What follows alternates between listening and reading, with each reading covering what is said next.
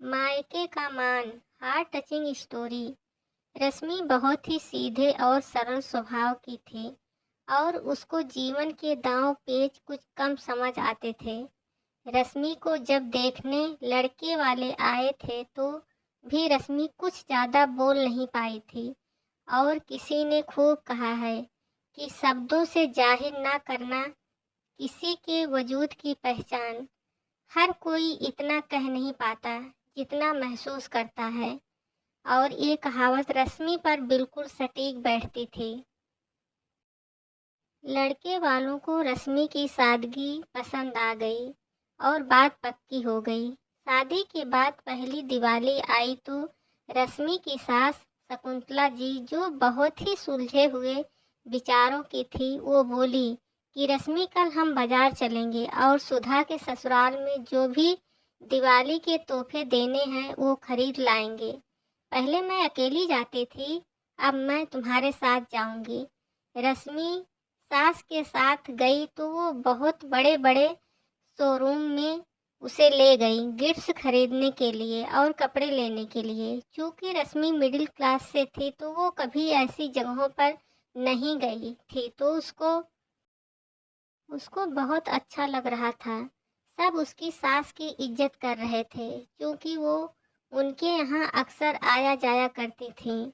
जहाँ ये सब रश्मि को अच्छा लग रहा था वहीं उसका दिल बैठा जा रहा था, क्योंकि उसके मायके वाले इन सब की बराबरी कैसे करेंगे। क्योंकि दिवाली के बाद भैया दूज थी और जब उसकी ननद के लिए इतना सब हो रहा है तो उसको उनको भी शायद उम्मीद हो जाए।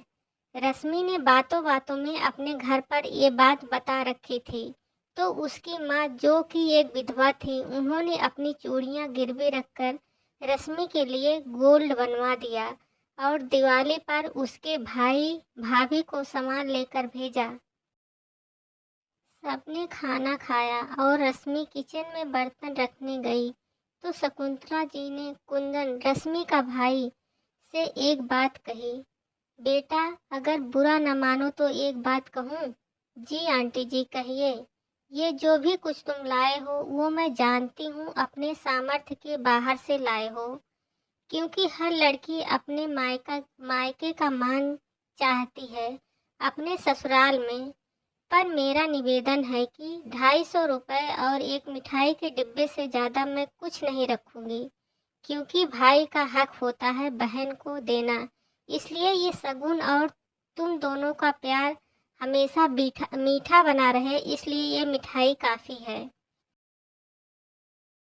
कुंदन के मना करने पर भी उन्होंने सादर वो सामान वापस कर दिया, क्योंकि वो जानती थी कि वो सामान उन्होंने अपनी चादर से बाहर जाकर खरीदा है।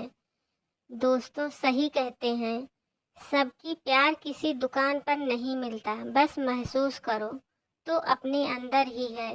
रश्मि रोने लगी और अपनी सास के गले लग गई।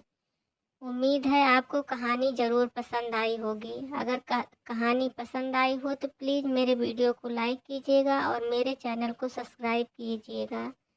कहानी पढ़ने के लिए आप सबका बहुत बहुत धन्यवाद।